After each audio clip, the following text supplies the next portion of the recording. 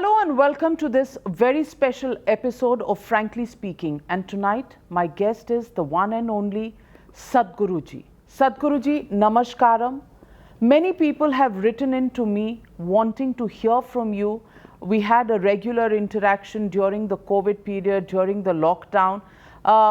Right now, the country seems to be going through turmoil, at least it appears so when you open the newspapers and look at news channels every morning. But in the middle of all of this, you've raised a very important issue, Sadhguruji, and that is the issue that binds Indians together, that binds the majority of Indian citizens together, which is the issue of Indian temples. Spirituality, religion, faith have played a very important role in every Indian's mind. And when you say that there are just 11,999 temples in Tamil Nadu alone, which have no prayers being performed, it's clearly something that worries people, not just in India, but even Indians living abroad. I want to ask you, are you serious about these numbers, Sadhguruji? These numbers are not my numbers. The HR and CE ministry has submitted this in the Madras High Court.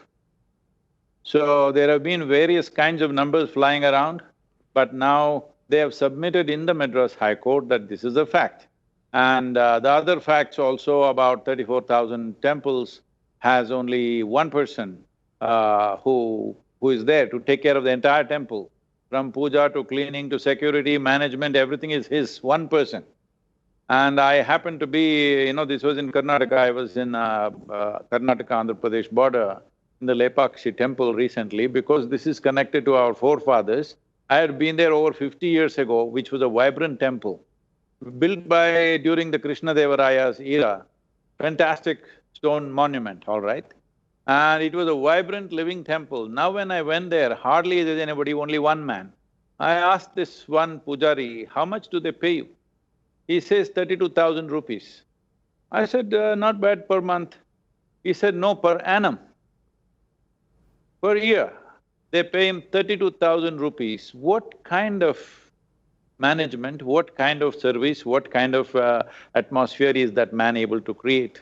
So like this, it is going on everywhere. First of all, see, temple is a subjective affair.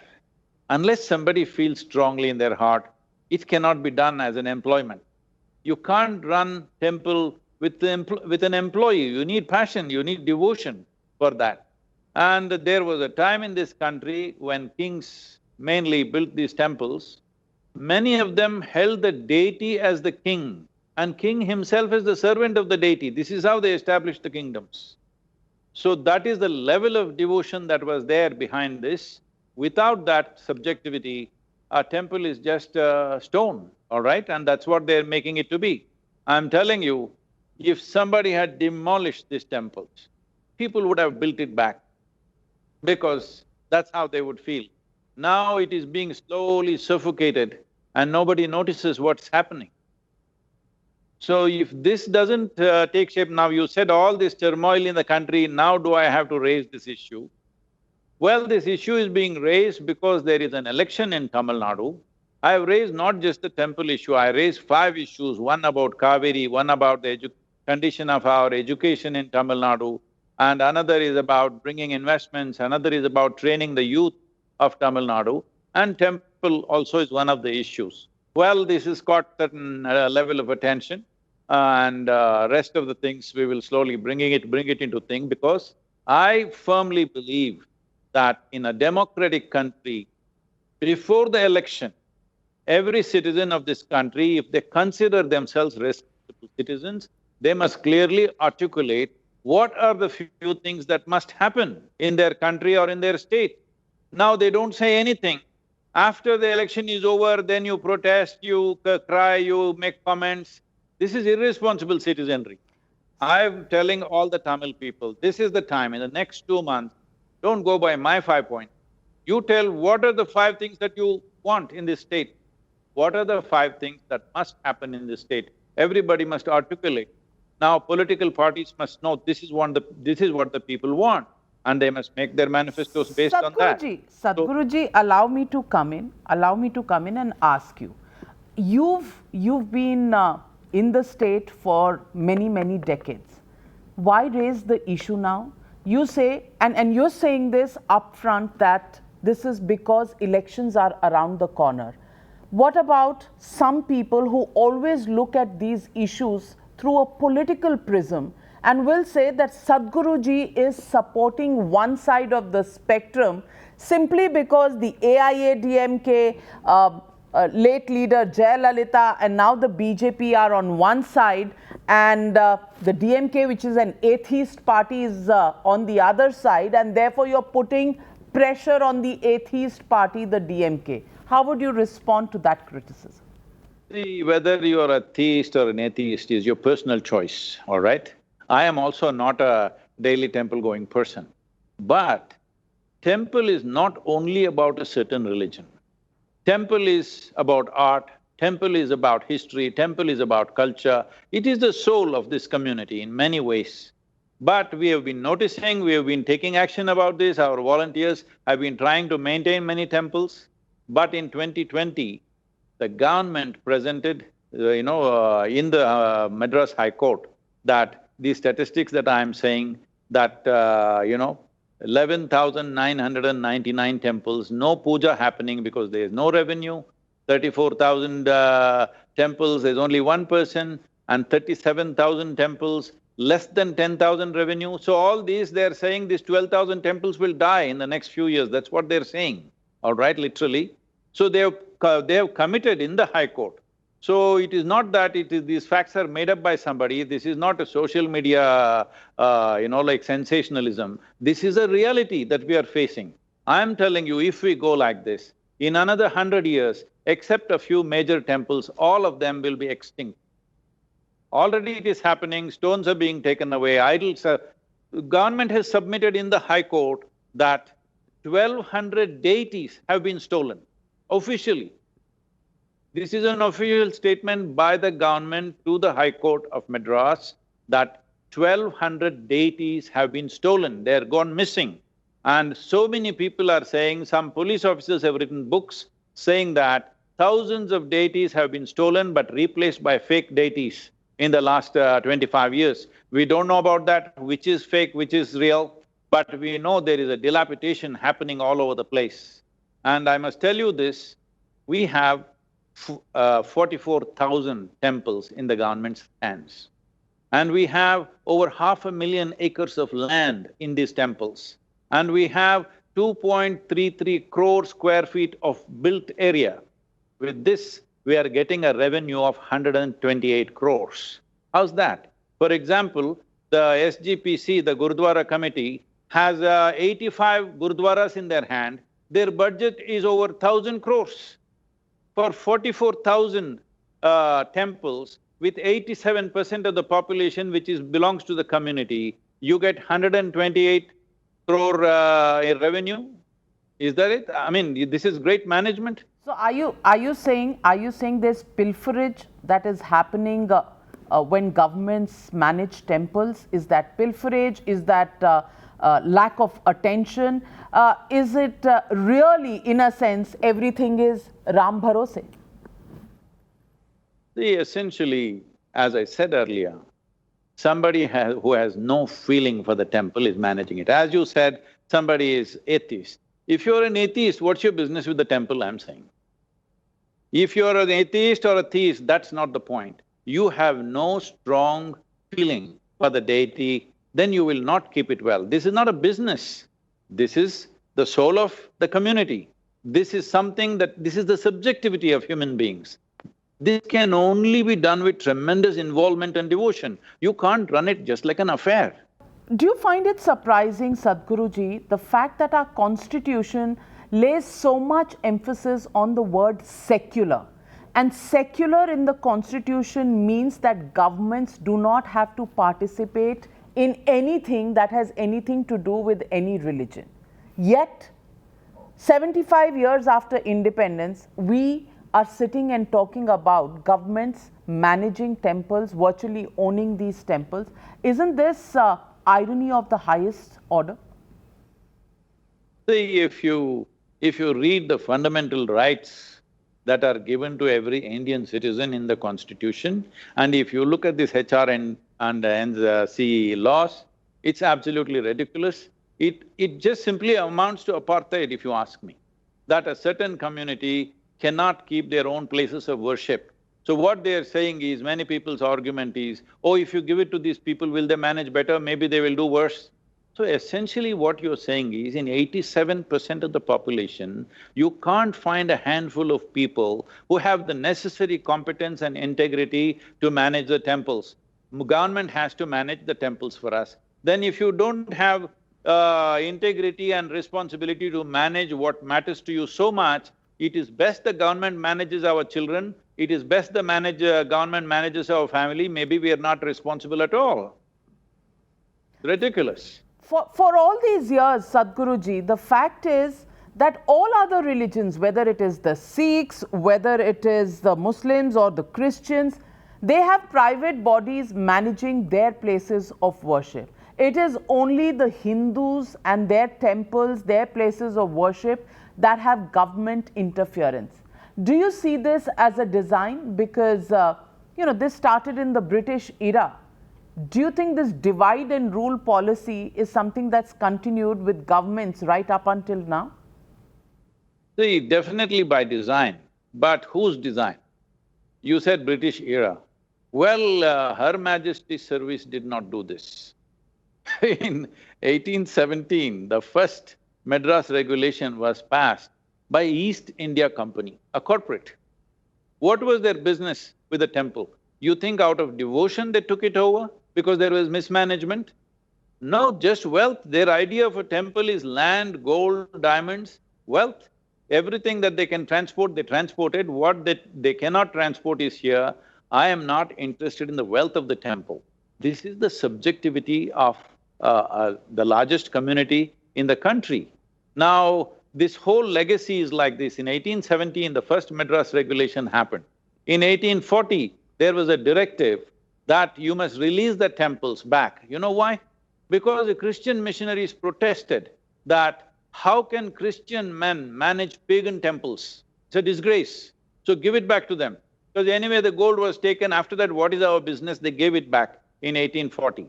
In 1845, they handed back most of the temples, but by then, in many small temples, managements were destroyed, so they were left just like that. Whoever could take it over, they were doing it.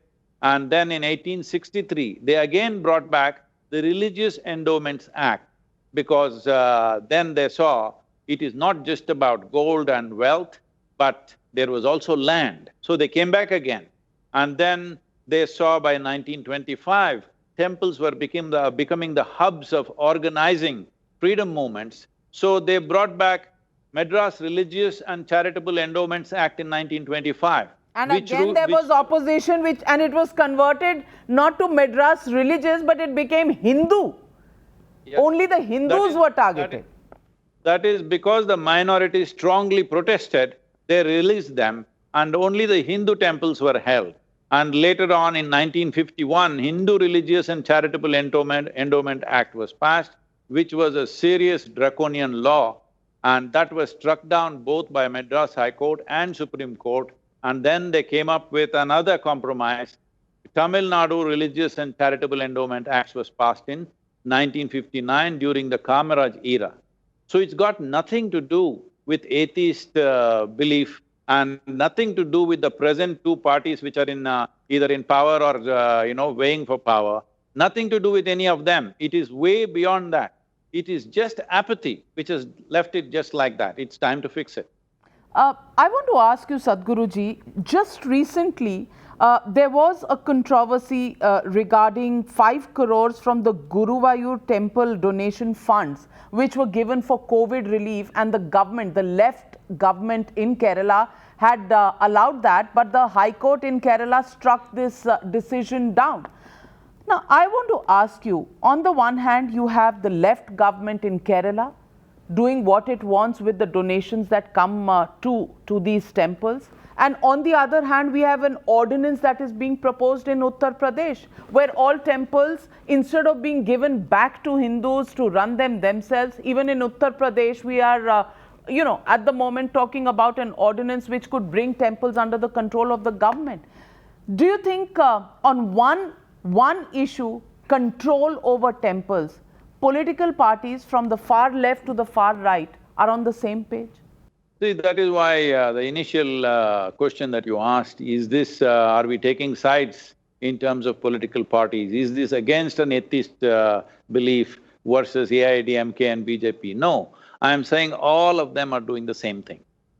Whether it's AIADMK or BJP or any other party, everybody when they are in power, they're doing the same thing. So I am saying, why cannot we run these temples? The community should run, because this is a fundamental right. And you thinking unless government runs the temples, it will not be run well, is simply because you must understand the previous managements broke down when the country was in occupation. And whoever was working there became the managers and slowly like owners, so there was a lot of mismanagement. But temples were a vibrant places of this culture. People… especially in Tamil Nadu, we call many of our towns temple towns because the core of the town is the temple. Because of the temple, there is a town. It's not the other way around. There was a town and then they built a temple. It's not like that. Only because of the temple, there is a town. And the amount of work that's been done is absolutely incredible, both in terms of architecture, in terms of sculpture, art, engineering. There is no such thing anywhere in the world. That kind of stuff is there. But we are just letting it languish because without people's involvement, this is not going to happen. Temple is not a monument to be preserved by ASI, as it is being done in many places. If you leave it to the people, they will manage it in a vibrant way. Why Gurudwaras are an example right now, how they're being run, and the amount of food they provide to the people, the langars that are going on, and in any disaster or whatever happens, how they reach out and do work for their people. Much more can be done by temples, because if you just look at this 500,000 acres of land, anywhere in Tamil Nadu, the normal rent per 1 acre of land is approximately… minimum level is 10,000. Just imagine what is the budget that is there for the temples. With that kind of budget, you can make it a very vibrant place, you can take care of pandemics, disasters, whatever it happens in that region, they will attend to it. Above all, because they're connected with the community, they can attend to it in a very effective way, using the money effectively. Unlike government that has to go through a filter of a whole system, by the time it comes down to the ground, what comes down is a few drops most of the time. Sadhguruji, Sanjeev Sanyal in his book has written every temple had charitable endowments, including property that was given, and these were the hallmark of places where dance, art, trade, even general community living really came alive. I want to ask you, a party like the BJP, which made its political debut or its political muscle flexing on the basis of the Ram temple movement, and finally gets a court order and is in the process of building a Bhavya Ram Mandir. In Uttar Pradesh is planning to bring in an ordinance. In Uttarakhand already has brought in 51 temples under government control, and in Kashi is opposing any such development or making of a Bhavya temple in Kashi itself.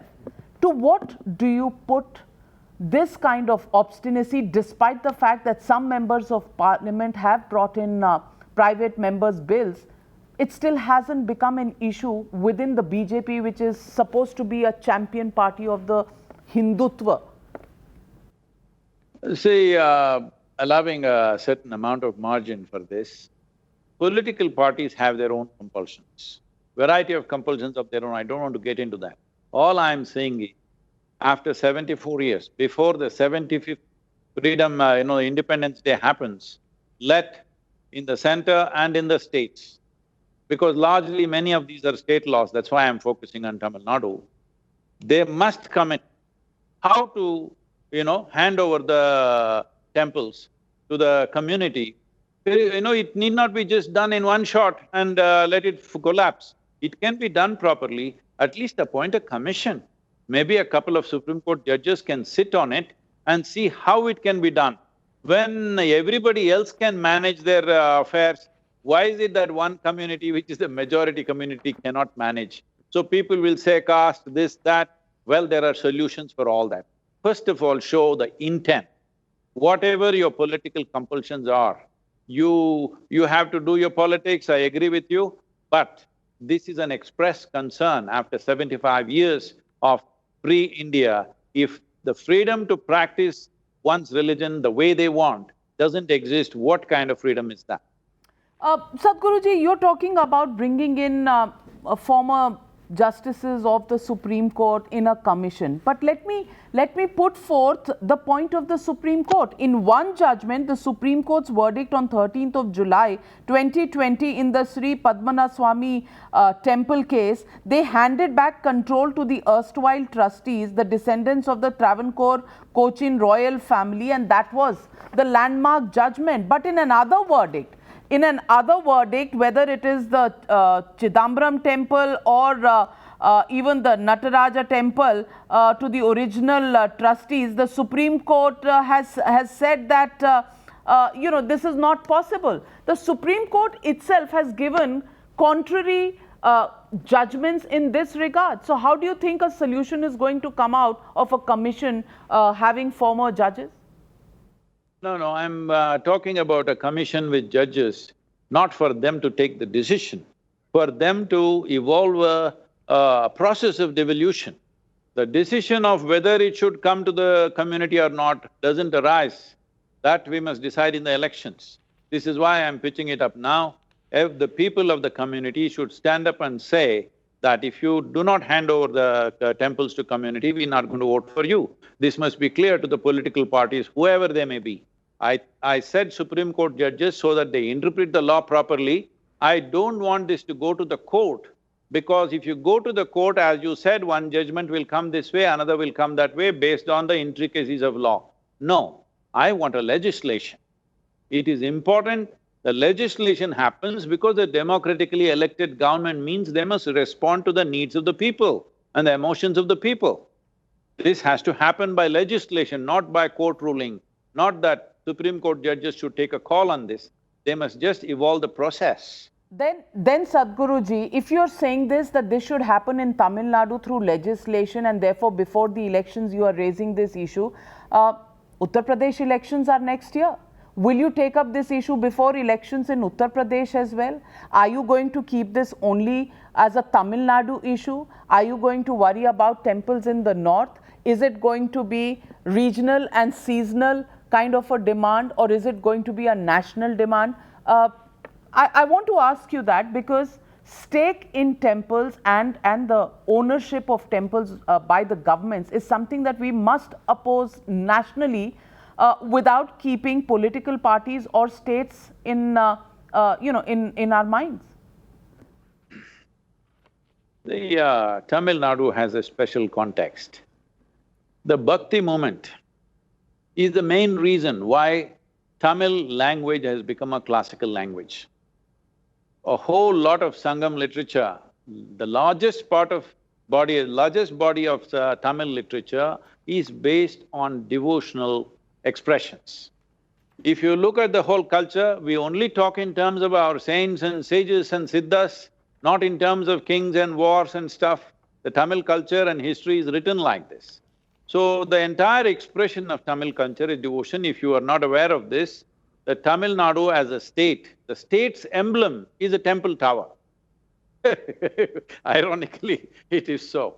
So I am not a man of seasons or regions, you know that. Well, I'm talking about Kaveri because when it comes to action, it has to be local. But Kaveri is just was spawned by Rally for Rivers. Now it's going to conscious planet across the world. So I am not a person of seasons or regions, but when it comes to action, judicious action demands certain focus. So right now the focus is on Tamil Nadu. Well, Sadhguruji, focus is also on Kerala. And Mr. Rahul Gandhi was in Kerala and made a statement that all these years I was fighting elections from the north, but now when I come to the south, here it is a structured. Do you think that Rahul Gandhi was right when he differentiated north from the south? Maybe that's his experience, unfortunately, because for whatever reasons, maybe it's individual experience, what can I do? That's not my experience. That's not your experience, but you're saying yes, differences exist. But let me ask you, Stephen Knapp, a Western… See, Michael, let's understand this. The differences exist between everybody. I'm different, you're different. Difference need not become a discriminatory process. This is the maturity of living in a democratic society. We must have differences. If all of us are same, it'll be too boring, you'll have to go and drown in the ocean. It'll be too boring if all of us are same. We are a kaleidoscope of a nation. Everybody is different. But differences need not be turned into discriminatory process. That much sense we must have. And Rahul Gandhi, did he display that much sense? You're the judge, you're in the political commentary, what can I say?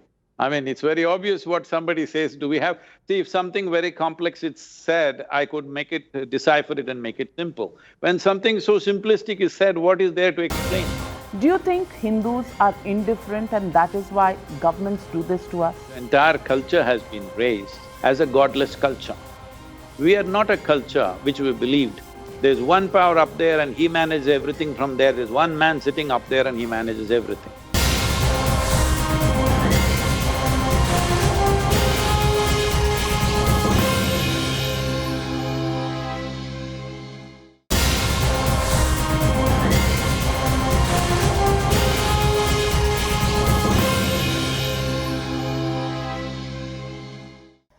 Sadhguruji, I want to ask you, Stephen Knapp, a Western Vedic scholar and author of Crimes Against India and the Need to Protect Its Ancient Vedic Tradition, had said, government officials have taken control of Hindu temples because they smell money in them. They recognize the indifference of Hindus. They are aware of the unlimited patience and tolerance of the Hindus. Many Hindus are sitting and watching the demise of their culture. Do you think Hindus are indifferent and that is why governments do this to us?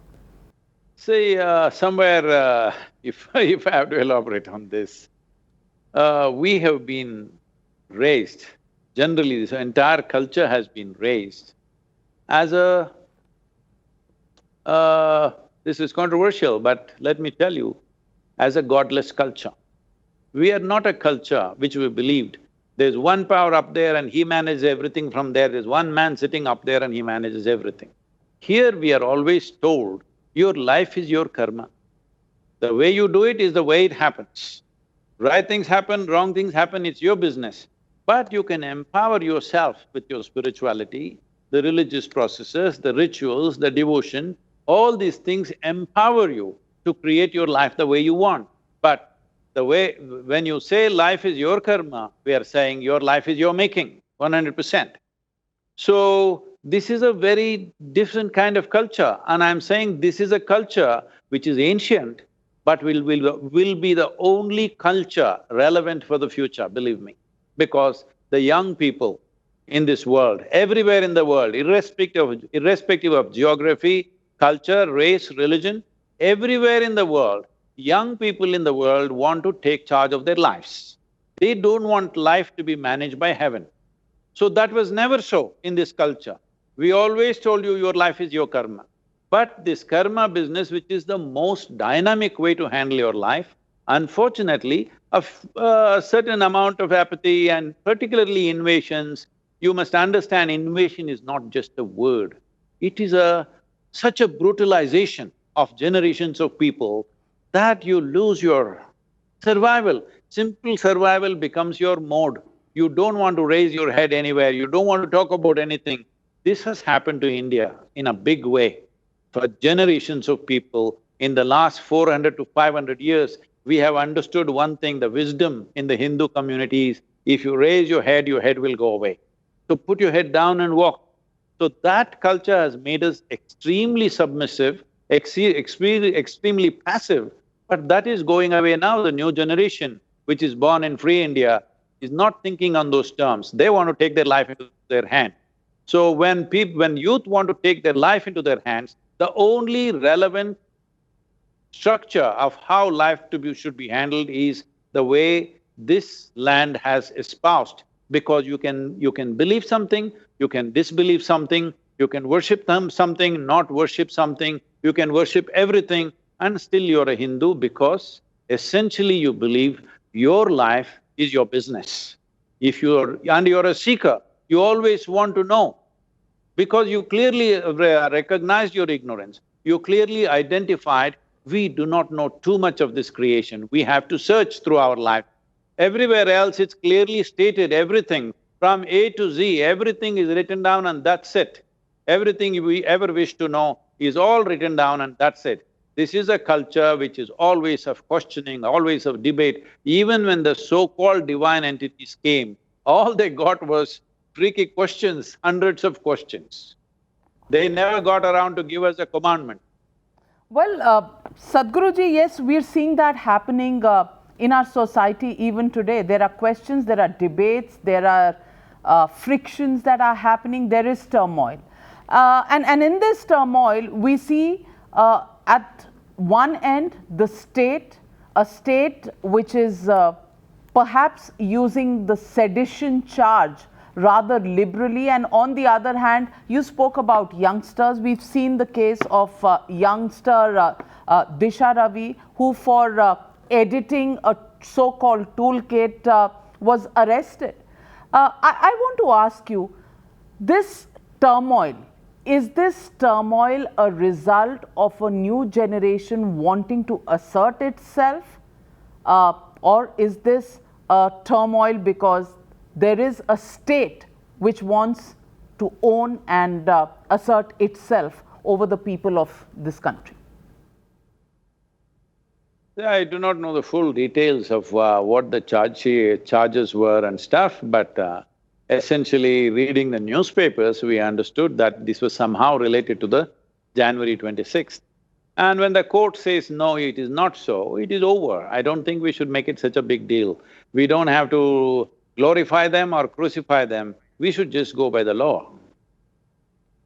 Going by the law, but the fact is, the sedition charge coming very, very frequently.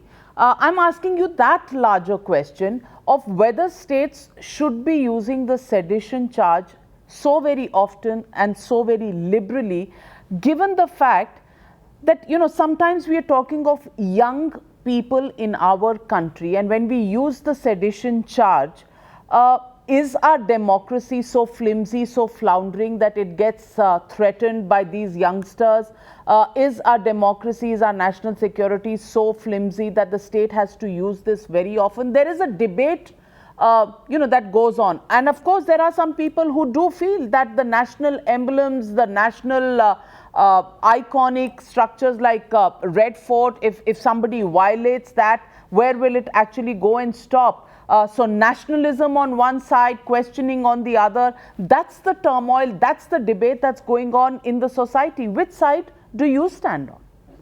See, I'm not someone who identifies with a limited identity just like that. But at the same time, nation is the largest segment of humanity that you can address right now.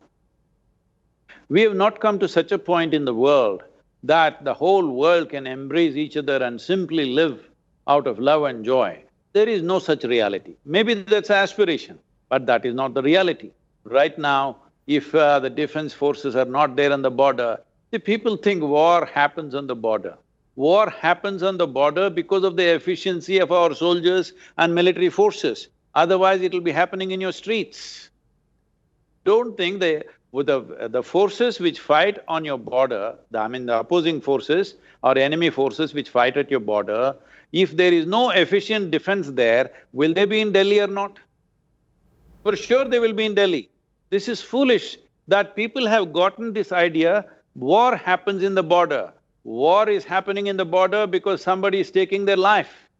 And if all of us say, we don't care for the national flag, we don't care for the national anthem, we don't care for the national boundary, Please tell all the soldiers, why are you wasting your life? Go home, live with your family happily. Why are you staking your life on a daily basis? For what? If the people don't care. So people do care. It's just a handful of people who are misguided. We should not consider people as young and old when it comes to either crime. See, right now whether it's a crime against an individual human being or against the society or against the larger nation, the question of what is your age doesn't arise. Whatever is your age, the moment you're 18, you're considered an adult, that you can drive a car, you can vote, you can choose your leadership, you can do many other things. So once you have this, you also have a responsibility. You cannot hide behind your age. Age is not a factor, whether you are 20 or you're 80. The responsibility of being a citizen is the same. So, is the sedition charges being used too often? I really do not know, because many times unfortunately it doesn't stick. When it doesn't stick, it shows maybe it was used in haste, but at the same time, are there forces which are trying to divide the country? Do we have a history of breaking of this nation? Yes, we have. A very painful history where over 500,000 people died and still we are bleeding because of that, of that injury that happened to the geographical nation being broken into three pieces. We're still suffering for that. Do you want a further dismemberment?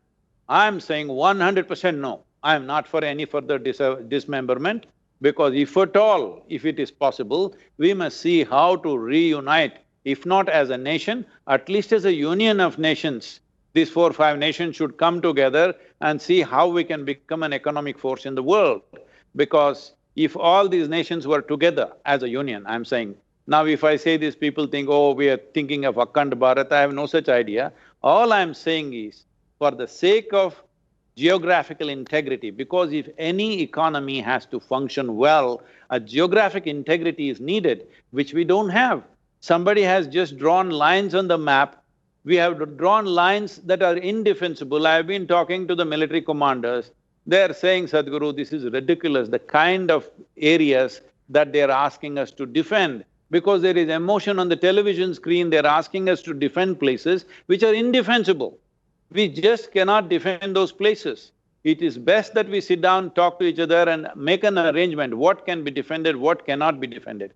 But there is no room for that because everything is handled with great emotion. You must understand, somebody is taking their life out there. Just because they wear a uniform, this doesn't mean he's not a human being, that he is made to die. No, he wants to live. He's got a family, he's got a life, but he is willing to stake his life for the sake of national well-being. When I say national well-being, nation is not an abstract idea, it is 1.3 billion people, their well-being. So Sadhguruji, when you hear, the political discourse where the opposition continues to say, "Arey, China has taken away our land, this government is only for crony GVs." When they come out and say that, oh, why is a stadium named after the Prime Minister, a living Prime Minister? How do you see all of these things? Is it personalized attack only for short-term political gains? Or is this something that is in the right direction because the opposition must ask these questions? The responsible opposition is a must in a democratic process, there's no question about it.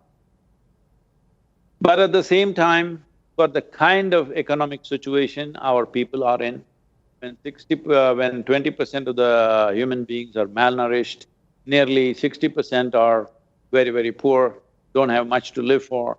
When this is our condition, I don't think we should be talking too much about nuances. It's an insult to the poor people in this world. You're talking something that doesn't even matter to them. Nuances of democracy, you're thinking you're in British Parliament. No, you're in Indian Parliament, you must talk about the crisis in your constituencies and what can be done about it.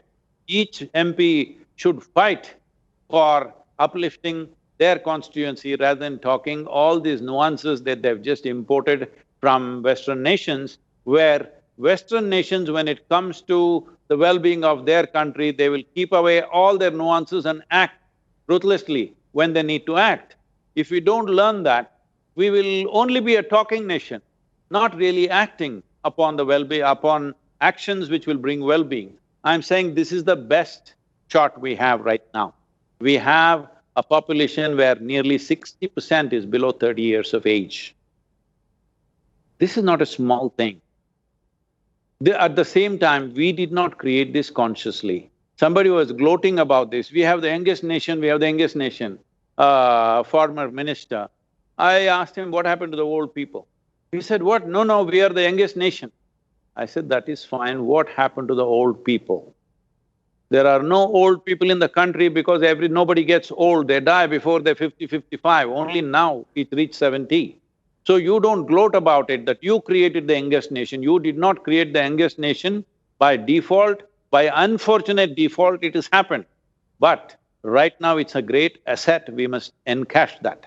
If we do not encash this in the next 15 to 20 years, we've missed the bus, I'm telling you.